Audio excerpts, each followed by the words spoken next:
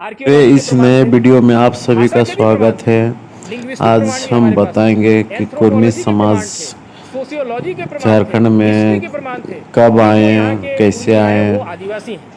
इसके वो बारे उनका बिहार में और यूपी के जो बताने जा कुर्मी रहे हैं हैं। उनके तो साथ ये कुर्मियों का वीडियो कोई को आपस में लेन देन नहीं है। पूरा अंत तक लेकिन ये जरूर जो देखें और जो डीएनए मेरे की चैनल में प्रकार नए से हैं रिसर्च हुआ, चैनल को इसने बिल्कुल सब्सक्राइब स्थापित कर करें दिया, मतलब जो बचन और कुचन जो बेल बातें हैं आइकन को उसको जरूर बिल्कुल एक तरह से दबाएं खत्म कर दिया, ताकि क्योंकि इनके फादर का आगे के जो नोटिफिकेशन जेनेटिक आपको सिग्नेचर है मिलते रहें। वो चाइना और से जो माइग्रेशन हुआ अब था आप 4100 साल पूरे पहले वीडियो को समथिंग, अंत तक जरूर मदर साइड देखिए, से सेम है। देखते तो रहिए इस पूरा आधार पर हम विस्तार लोग पूछा से। भी हमें हम लोग हमसे मुझसे पूछा गया, ऑनरेबल जस्टिस ने कहा 70 साल के बाद क्यों आ रहे हैं काउंसिल।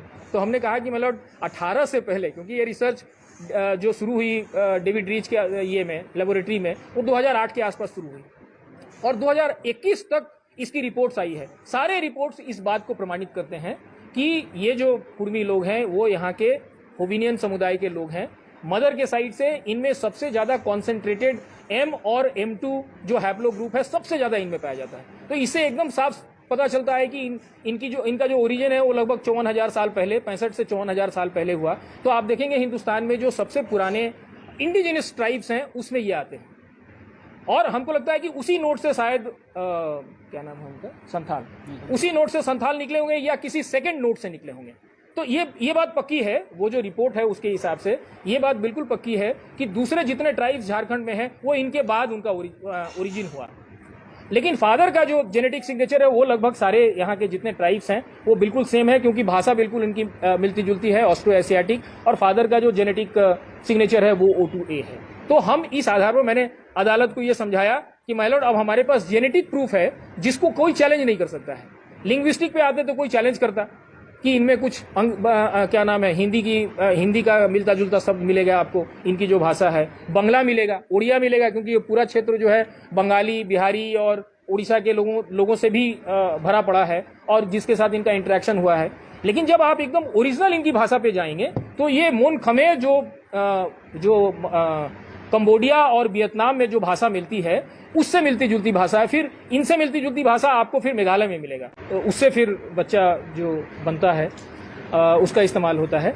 लेकिन माँ का जो ओवम है, माने जो अंडा है, वो पूरा का पूरा चला जाता है। तो इसकी वजह से जो माइटोकॉन्ड्रियल डीएनए है वो केवल माँ के तरफ से बच्चों में आता है, चाहे वो बेटा हो या बेटी हो। उसी तरीके से फादर की तरफ से एक वाई क्रोमोजोम होता है। आप लोग जानते हैं कि हमारे शरीर में 46 क्रोमोजोम है, 23 आता है मदर की तरफ से, 23 आता है फादर की तरफ से। उसमें फादर की तरफ से जो 23 क्रोमोजोम आता है उसमें एक क्रोमोजोम जो है 23वां क्रोमोजोम वो वाई क्रोमोजोम है। XX से महिला होती है और XY से पुरुष होते हैं। तो ये जो रिसर्च डेविड रीच साहब ने किया, उन्होंने अमेरिका में किया। यहाँ से सारे सैंपल्स लेके गए, फॉसिल और ब्लड सैंपल्स, और वहाँ उन्होंने अमेरिका में अपने लैब में ये सारा रिसर्च किया। तो उन्होंने हिंदुस्तान में 4 माइग्रेशन की बात की। पहला माइग्रेशन उन्होंने कहा कि 70,000 साल पहले अफ्रीका से जो होमोसेपियंस थे उनका माइग्रेशन हुआ, वहाँ से वो लोग वहाँ से निकल के पूरे दुनिया में फैले। तो 70,000 साल पहले जिनका माइग्रेशन हुआ उनको 5 साल लग गया हिंदुस्तान पहुँचने में।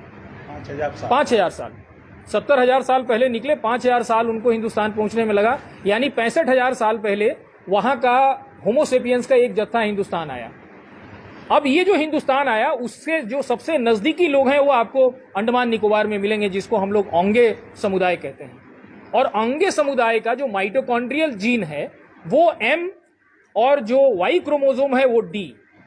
ये इसका मतलब है कि जो अफ्रीका से जो लोग आए हिंदुस्तान, उनकी जो पहचान थी, जेनेटिक्स की जो पहचान थी, माइटोकॉन्ड्रियल डीएनए जो हैप्लो ग्रुप था वो M और जो वाई क्रोमोजोम माने फादर का जो हैप्लो ग्रुप था वो D।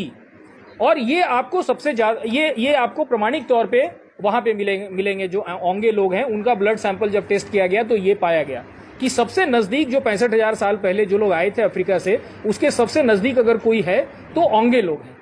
इसके बाद जो लोग सबसे नजदीक हैं वो लोग होविनियंस हैं, और ये सारे होविनियंस केवल झारखंड में मिलते हैं।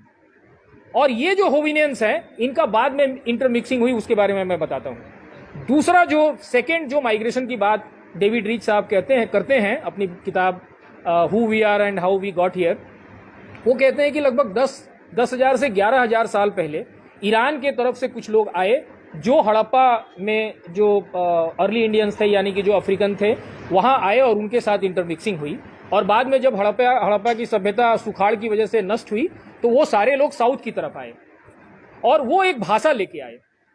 जैसे वहाँ से जो लोग चले अफ्रीका से, उनकी एक भाषा थी, उसी तरीके से ईरान से जो लोग आए वो अपना जीन लेके आए फादर की तरफ से, और वो अपनी एक भाषा लेके आए। जो भाषा लेके आए उसको कहते हैं एलामाइट, और एलामाइट से सारे साउथ की जो भाषाएं हैं वो निकली। इसीलिए जैसे अरविंद जी ने कहा कि दो महत्वपूर्ण बात है, एक है जेनेटिक्स यानी कि जीन डीएनए, और दूसरी महत्वपूर्ण बात है वो आपका लिंग्विस्टिक। तो लिंग्विस्टिक जो बात मतलब जो भाषा वो लोग लेके आए वो भाषा थी एलामाइट, और एलामाइट से आपको तमिल, मलयाली, कन्नड़, ये सारी भाषाएं जो हैं वो एलामाइट से निकली हुई भाषाएं हैं। और इनका जो फादर का जीन है एम तो सेम है, क्योंकि मदर साइड से आप देखेंगे तो 70% से लेकर 90% तक जो हिंदुस्तान में लोग हैं उनका जो माइटोकॉन्ड्रियल डीएनए का जो हैप्लोग्रुप है एम है, एम और M2। लेकिन जब फादर की तरफ से देखेंगे तो जो लोग हड़प्पन सभ्यता के समाप्त होने के बाद जो लोग साउथ की तरफ आए उनका जो वाई क्रोमोसोम है वो है J2, उनका हैप्लोग्रुप है, और उसका जो सब क्लैड है वो है H1A1D2। यानी कि साउथ के लोगों में सबसे ज्यादा परसेंटेज वाई क्रोमोसोम, अगर आप ये इस रिसर्च ये कहता है, अभी भी रिसर्च करेंगे, फर्दर कोई भी नया रिसर्च करेंगे तो आपको यही मिलेगा कि सबसे ज्यादा परसेंटेज वाई क्रोमोसोम का उनका जो है वो J2 हैप्लोग्रुप, और उसका सबक्लेड है H1A1D2। उसी तरीके से वो बताते हैं कि ये दूसरे माइग्रेशन के बाद एक तीसरा माइग्रेशन हुआ जो लगभग 4100 साल पहले हुआ, जो चीन से लोग आए।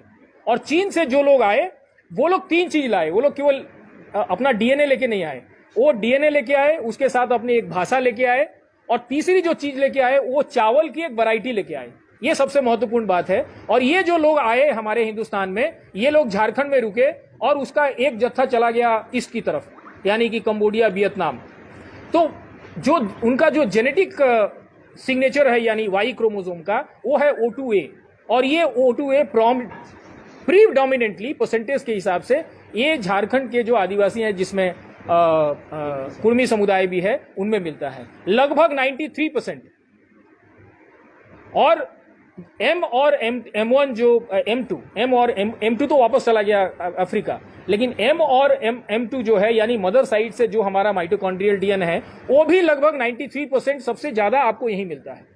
तो एक तो हमने कहा वाई क्रोमोसोम के बारे में, और दूसरा कहा माइटोकॉन्ड्रियल डीएनए के बारे में। माइटोकॉन्ड्रियल डीएनए उसका जब एग्जामिनेशन हुआ, एक दूसरी रिपोर्ट है इनके बारे में, तो उसमें दो ट्राइब्स को लिया गया। एक कुर्मी लिखा हुआ है रिपोर्ट में, कुर्मी, क्योंकि कुर्मी का हमेशा झमेला हो जाता है कि कुर्मी है कि कुर्मी है। लेकिन उन्होंने जो जिन कुर्मी लोगों को उन्होंने रिसर्च में शामिल किया, अपने अन्वेषण में शामिल किया, वो बंगाल के थे। तो बंगाल में कोई बिहार और यूपी के कुर्मी नहीं पाए जाते हैं। बंगाल में जो कुर्मी है वो एक्चुअली कुर्मी है, मतलब वही जिनके लिए यहाँ के लोगों लिखा हुआ है।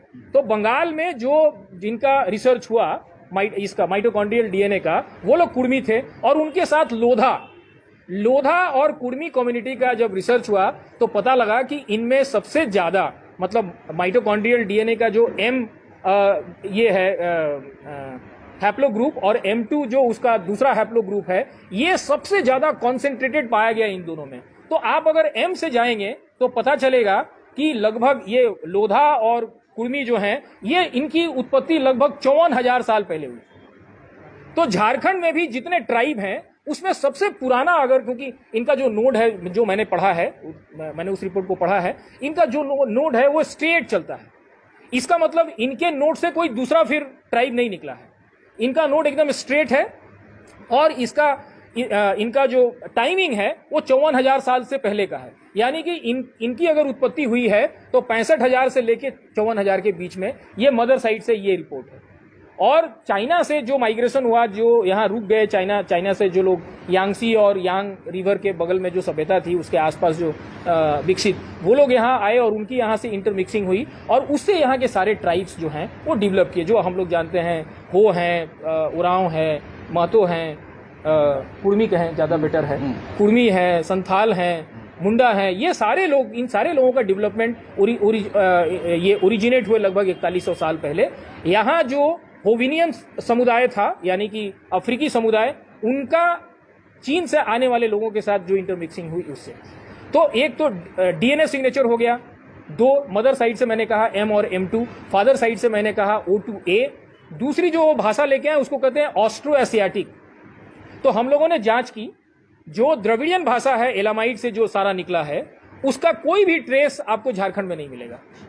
और जो इंडो यूरोपियन भाषा है, जो आर्यों की भाषा है, जो लोग 4,000 साल से 3,500 साल के बीच में आए यूरेशिया से, जिसमें ये ब्राह्मण से लेके आपको दूसरे जितने कास्ट हैं, जितने कास्ट ग्रुप हैं वो सब आते हैं, सनातनी समूह जो हैं, उनमें जो जीन है वो है R1A-Z93। ये यहाँ नहीं पाया जाता, मतलब फादर का जो वाई क्रोमोसोम है वो यहाँ के आदिवासियों में नहीं पाया जाता है, द्रविडियन में नहीं पाया जाता है। उनका एकदम फादर का जेनेटिक सिग्नेचर एकदम अलग है, द्रविडियन का फादर का जेनेटिक सिग्नेचर अलग है। और ऑस्ट्रो एशियाटिक जो लोग हैं यानी कि यहाँ के आदिवासी, उनका जो फादर का जेनेटिक सिग्नेचर है वो डिफरेंट है। मदर का जेनेटिक सिग्नेचर लगभग 70 to 90% आपको तमाम लोगों में, हिंदुस्तान के तमाम लोगों में, वो M हैप्लोक्लैड से ही डेवलप किया हुआ M2, M4, M6, अभी तो लगभग एक 50-60 के आसपास उसमें म्यूटेशन हो चुका है। तो मदर के साइड से आपको 70 to 90% हम लोग सेम हैं, लेकिन फादर के साइड से ये 4 ग्रुप हैं, जिसमें एक आर्यन, एक द्रविडियन, एक ऑस्ट्रो एशियाटिक और एक जो ओंगे समुदाय जो वहां पे है, मतलब वो अभी भी अक्षुण्ण है, उसका किसी के साथ इंटरमिक्सिंग नहीं है हुई है। 1900 में लगभग उनकी आबादी थी 617, अब उनकी आबादी हो गई है लगभग 101। मतलब उनके जेनेटिक ड्रिफ्ट के चलते वो लगातार उनकी आबादी घट रही है। तो हम लोग जो गए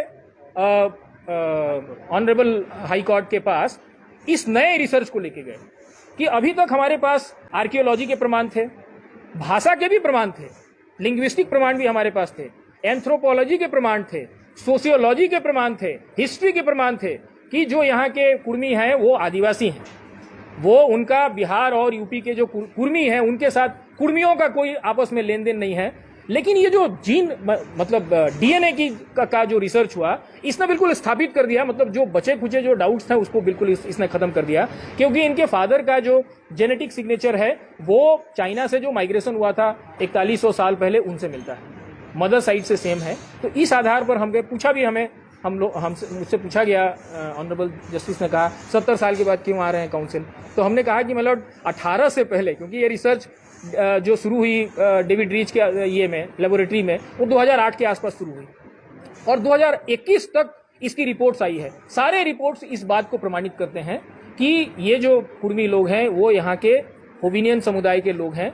मदर के साइड से इनमें सबसे ज्यादा कॉन्सेंट्रेटेड M और M2 जो हैप्लो ग्रुप है सबसे ज्यादा इनमें पाया जाता है। तो इससे एकदम साफ पता चलता है कि इनका जो ओरिजिन है वो लगभग 54,000 साल पहले, 65 से 54,000 साल पहले हुआ।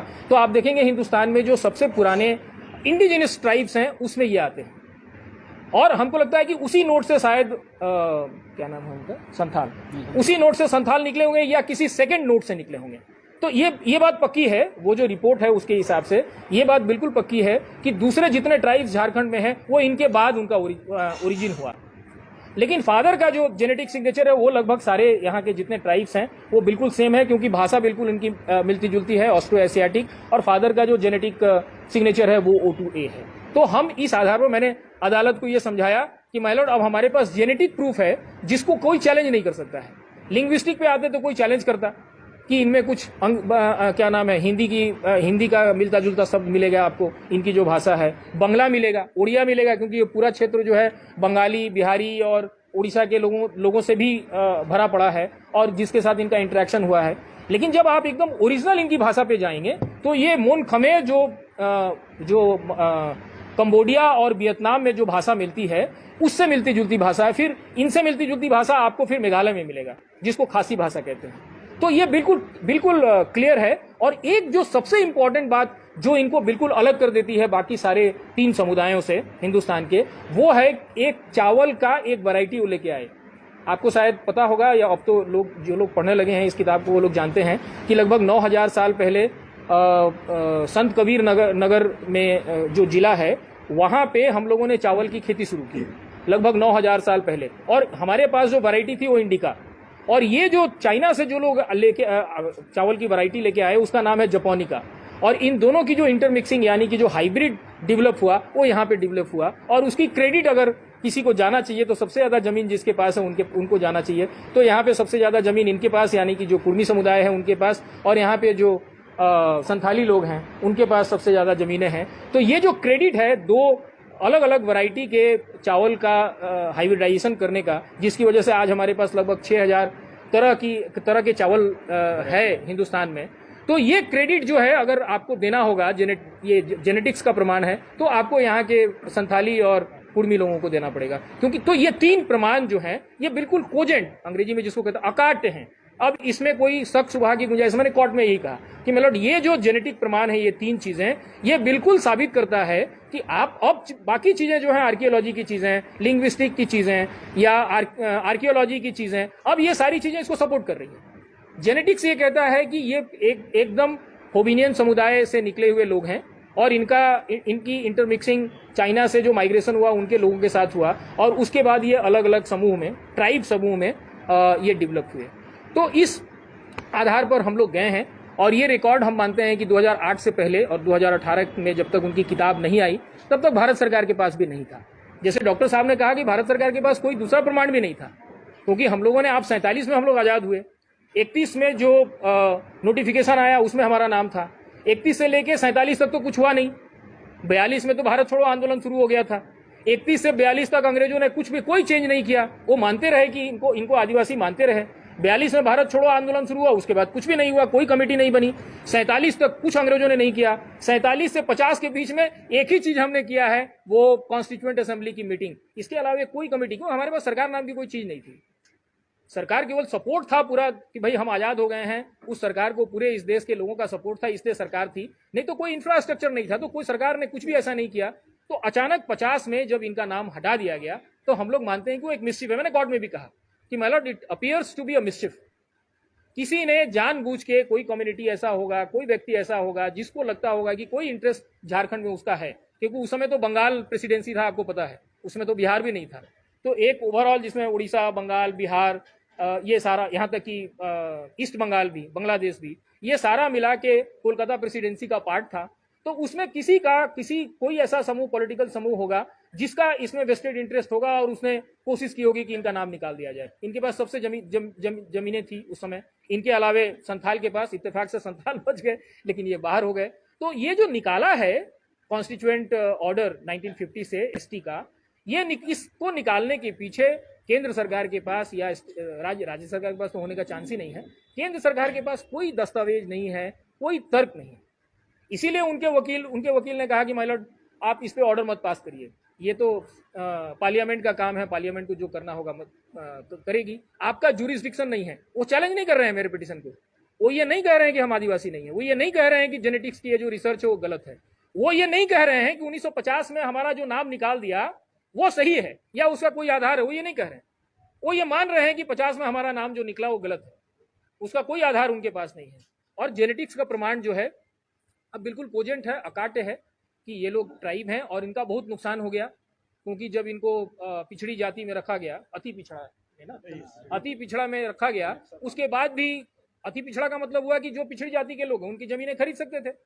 तो 70 सालों में सबसे ज्यादा जमीनों का किसी का नुकसान हुआ है तो इनका हुआ है, मुंडा लोगों का नहीं हुआ है, भूमिज लोगों का नहीं हुआ है, या संथाली लोगों का नहीं हुआ है, सबसे ज्यादा नुकसान इनका हुआ है। आप रांची वाची में चले जाइए तो पूरा का पूरा एक कॉलोनी, माने कॉलोनी नहीं, मतलब समझिए कि एक शहर बस गया है रांची में, वो जो सड़क जाती है आपका रामगढ़ की तरफ, उसमें वो सारा का सारा, सारी की सारी जमीनें जो हैं वो महतो लोगों की है। जमशेदपुर में 15,725 एकड़ जो जमीन अंग्रेजों ने लिया, जिस पर आज ये जमशेदपुर खड़ा है, जो ये जमीन भी वही है, इसमें सबसे ज्यादा जमीनें इनकी गई। और टाटा ने केवल 1771 एकड़ जमीन करीब इस्तेमाल उसने किया अपने इसके लिए, प्लांट के लिए, बाकी सारी जमीनों का इस्तेमाल नहीं हुआ, पब्लिक इंटरेस्ट में नहीं हुआ, कायदे से तो वो सब इनका है, मतलब जिनकी जमीनें गई, ये चाहे आज क्लेम करे तो जमीन वापस देना पड़ेगा सरकार को। तो इस तरीके से सबसे ज्यादा नुकसान यहाँ के कुर्मी लोगों का हुआ, जो कि इसमें मतलब without any iota of doubt they are tribals, they are tribes. और न केवल जमीन गया है, बल्कि आप समझिए 70 साल अगर ये संथालियों के बराबर होते, मतलब जो आरक्षण और दूसरी चीजें, दूसरी जो बेनिफिट्स जो हैं दूसरे लोगों को, अगर इनको होता तो आज ये कहाँ होते। आज ये रूलिंग क्लास भी नहीं है। झारखंड में अगर आप देखें तो महतो और संथाली ये प्री डोमिनेटली ये थर्ड ग्रेड सिटीजन है। ये रूलिंग क्लास से बिल्कुल बाहर है, इनको कोई समझता नहीं है। तो ना ये इधर के रहे, आदिवासी रहे, ना ये बिहार के रहे। बिहार वाले इनके यहाँ शादियां करते हैं क्या? नहीं। कोई इतिहास नहीं मिलेगा आपको कि कोई बिहारी कुर्मी जो है या यूपी का कुर्मी जो है इनके यहाँ क्या नाम है रोटी बेटी का रिश्ता लेके आया। हम लोग एक साथ बैठ के खाना भी नहीं खाते। इसीलिए कहा कि एक्सेप्शनल जो है, एक्सेप्शनल अब लव मैरिज आप थोड़ा रोक दीजिएगा। इंडिविजुअल हो सकता है, लेकिन एज ए कम्युनिटी बिहार के कुर्मी या उत्तर प्रदेश के कुर्मी झारखंड के कुर्मी के साथ सामाजिक रिश्ता नहीं बना। वैसा अपवाद सभी कम्युनिटी में मिले। हाँ, आप लोगों ने जो कहा जी जी